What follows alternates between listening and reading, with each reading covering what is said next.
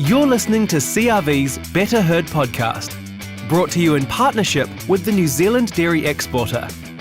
Join us as we talk to CRV experts, industry leaders and farmers about hot topics and issues affecting herd improvement in New Zealand's dairy industry today. Welcome everybody. Today I'm joined by Peter van Elzakker, Product Development and Product Manager for CRV. Peter was raised on a dairy farm in the Netherlands, and a keen interest in anything to do with cows led him to study genetics and agricultural economics in Holland. Peter has been with CRV since 1994, primarily in product management and sales roles, located in Europe, Australia and New Zealand. Since 2012, he's been based here in New Zealand, from where he has travelled extensively to South America, South Africa, USA and Europe, offering technical support to the wider CRV team and promoting New Zealand genetics. Peter works with our New Zealand breeding team to produce the right grazing genetics, and with support from sales and marketing teams, he promotes these genetics both here in New Zealand and around the world. With the CRV catalogue starting to hit mailboxes, now is a great time to find out what's new and what's exciting in the 2021 lineup.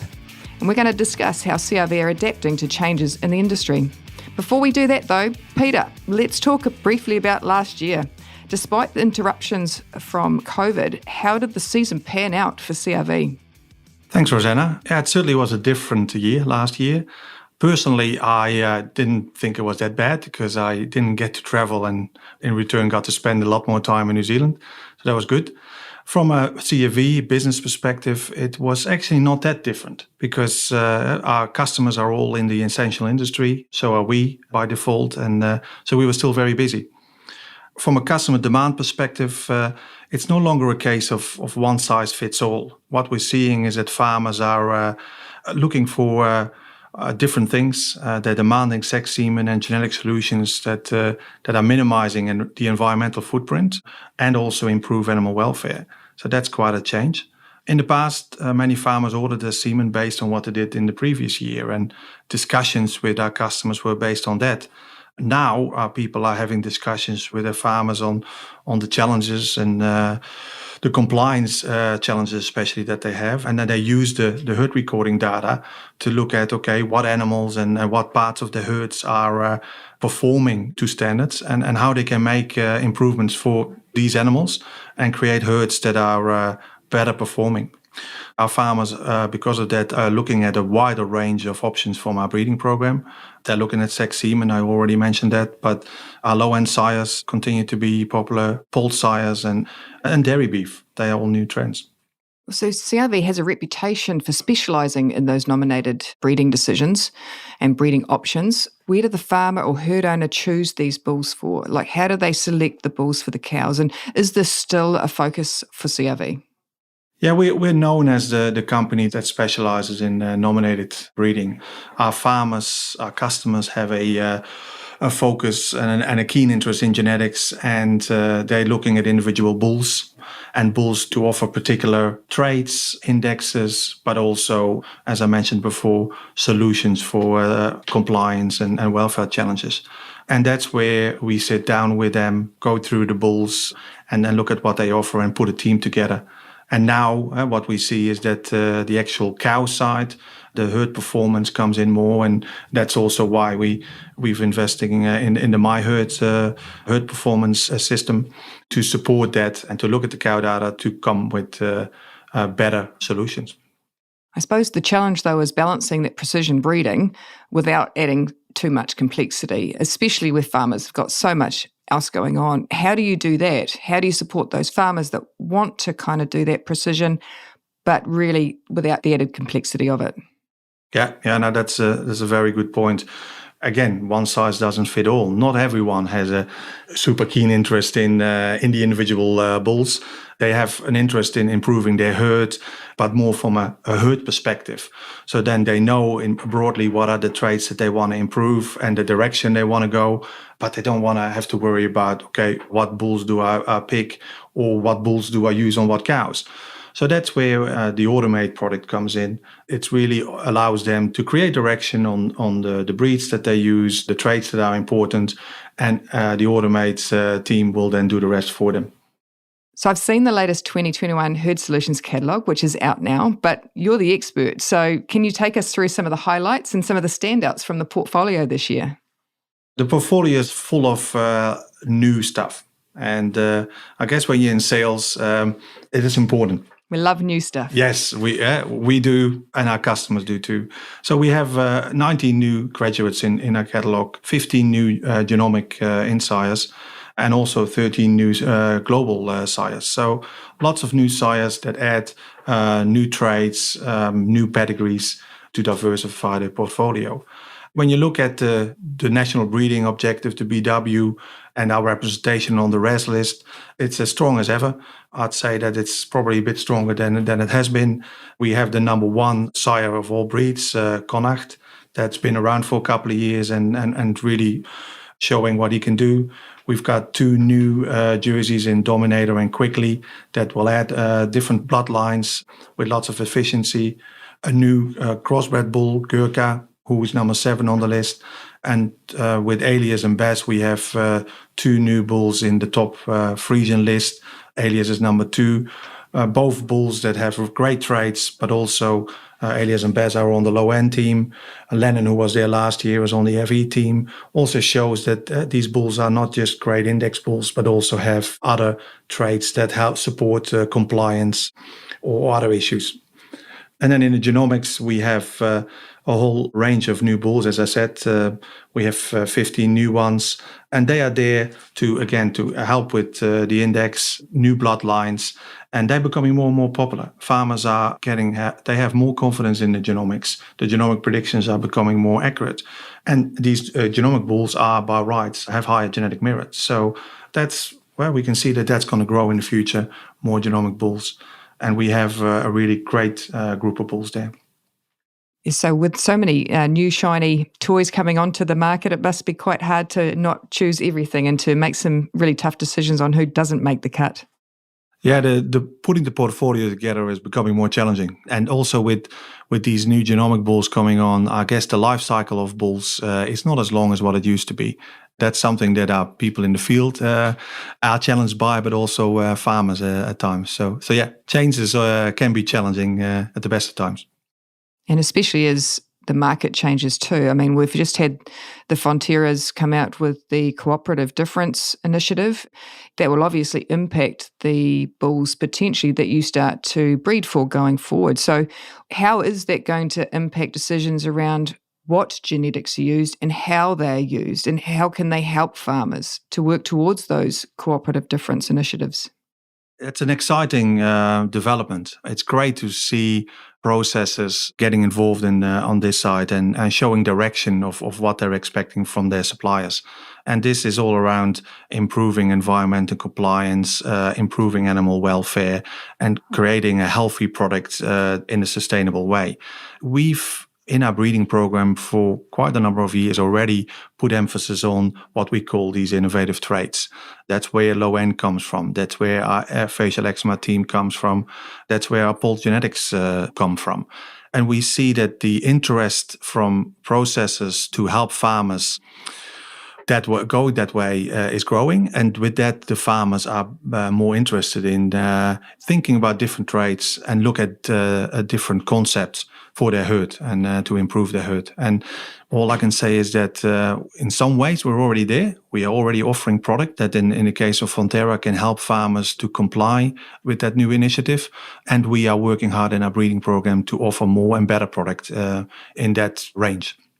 And I suppose it's not just about genetics, it's also about the calf that you're targeting. So having less bobbies comes to mind. And I know that in 2020 there was a significant rise in the use of sex semen. So does CRV have sex semen available? And are they available with these bulls that you've talked about? Yeah, so sex semen is certainly the interest for it has grown, especially since last year, and we expect that to be a continuing trend. It's about creating better offspring. That's the number one function that we see for sex semen. And when you want to do that, you want to use the best genetics. And with that in mind, we have made our best bulls available for sex production. So the bulls that are in the catalogue marked as available for sex semen are our higher indexing bulls like the Lennons, the Gurkhas, and the dominators that we mentioned before. They are available. As I said, the demand is growing, and we expect this product to sell out. And sales so far are indicating that will definitely happen. So if people want to access sex semen through CAV, they need to get in early. And does that apply to our autumn or our winter mating farmers? Are they going to be able to access sex semen for those clients? Yeah, they will. We have product in stock, and they can access sex semen in the autumn. In some ways, they are the first ones to access it. So before the spring ones, so they might have a benefit there. That's awesome to hear. It's great to hear that there's product available right now. You also talked about dairy beef earlier. What's new and interesting in this area of genetics? So the dairy beef product the interest has been growing in the last couple of years. I think there is a direct link with bobbies. Certainly the industry is well aware of the future demands, and also taking responsibility to look at bobby calves and diminish the number of bobbies. And using more dairy beef is one way to do that, but it's also a great opportunity to add value to the calves that are born and add more income. So in the dairy beef segment, we've seen more interest for different breeds. The Hereford and Angus breeds have been the standard go-to products, especially Hereford from a marking perspective. Speckled Park have come in over the last couple of years, and the last 2 years, Belgian Blue has had a lot of attention. We expect that to continue. There's certainly product out there. There's more product out there. One of the new ways for us to service that segment too is in the way we're offering the dairy beef product. For years, we've had Furtable short gestation Hereford available. We are widening that to Furtable short gestation Angus and Belgian Blue. The benefit of the Furtable product is that you have semen from 3 elite sires in one straw, and having the 3 different sires in a straw, it basically just increases the length of time the semen is viable and fertile, and it creates a higher conception rate. And that's a plus for the farmer. It's an interesting concept, that Furtable, with the 3 different sires in the one straw. How long have you had that product on the market there, Peter? We've had that for a Hereford product for a long time, I'd say 10 years. It's proven to be our most popular product, and it's a win-win. The farmer gets more cows in calf. That's always one of the key goals, and you get more dairy beef progeny on the ground and more valuable calves. So CRV also has a dedicated catalogue for global sires that we import. You mentioned there are 13 new sires in the portfolio this year. What can you tell us about those sires? Global genetics, so our overseas genetics, it's definitely gaining traction in New Zealand. Again, one size doesn't fit all, and farmers are looking at something different, especially for global sires. They're looking at adding diversity of pedigree to their herd. They feel that the genetics from New Zealand are becoming more too similar, and they're looking at getting out cross genetics. Another aspect is the health traits, the selection for feeder legs, diseases, ketosis, or other health is very strong, a lot of genetic gain there. And that's where farmers can access that and improve their herd health that way. The sires that we've added, Holsteins, red and white and black and white, mainly from our Dutch program, but also from the US program. They are from the grazing segment in that program. We look at them and we expect them to be the most suitable sires to perform in the New Zealand situation. And the results so far are very positive. And I think you've just appointed someone into a dedicated role in CRV, haven't you? Yeah, we have. And that's, again, a reflection of the growing interest of that segment. Bill McLean, he's been with CAV for 30 years, has a lot of experience. Bill has a passion for genetics, and he also has a very good understanding of the global genetics. And Bill is dedicated to this product to support our salespeople in the field, but also offer advice to farmers about how to use the global genetics most effectively. And I think a lot of that comes from understanding the data behind the bulls as well. And that's where he's really passionate and has a really good understanding on the data that contributes to those sires proofs. That's right. It's the breeding values you look at are not the same as the ones for the New Zealand bulls. So that creates some challenges, and he's very good at translating that information. So there's obviously an increasing reliance on data in general, and especially on farm, understanding the farm's performance and where they can improve their business. And so what does CRV offer in the way of DNA testing, for example, because that's a way that a farmer can understand their herd makeup? Our DNA service is now known as MyDNA. We've rebranded it like My Herd. We now have My DNA. Again, the interest for DNA in your herds or your animals is growing. Farmers have information on the bulls. That information is becoming more reliable. Through herd recording and testing, they have more information on the cows. This is then a next logical step to actually get more accurate information on the genetics, the animals, and make sure that the parentage is correct. When you have correct identification of the sire and the dam, you'll make more accurate decisions. And that's really important because the information in the recording program, the breeding values are based on the parentage. And if that's wrong, then you make decisions based on a wrong premise. So accurate identification of the parentage is important. Adding to that, you also have the ability to get genomic information for the breeding values for the various traits.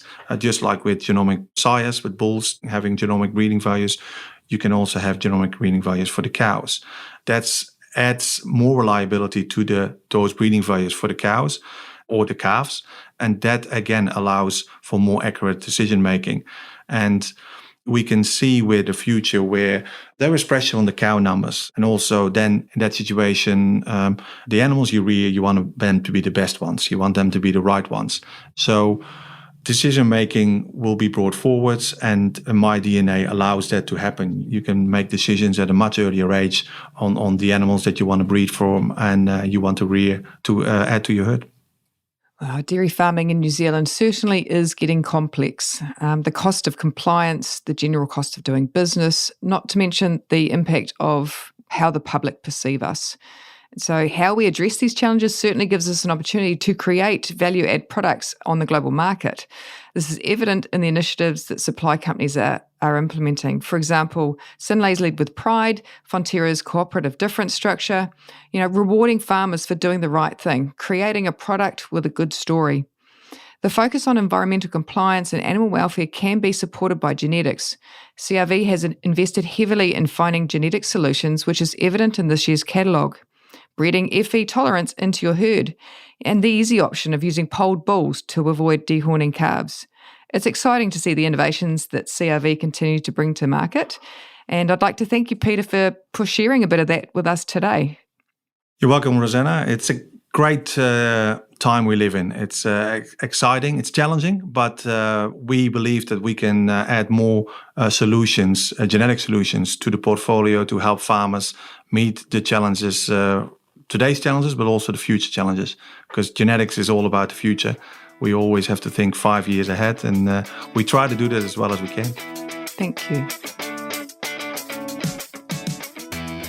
Thanks for listening to CRV's Better Herd podcast. Read more about today's topic and our panel guests by visiting crvforall.co.nz. That's crv4all.co.nz. Or follow us on social media.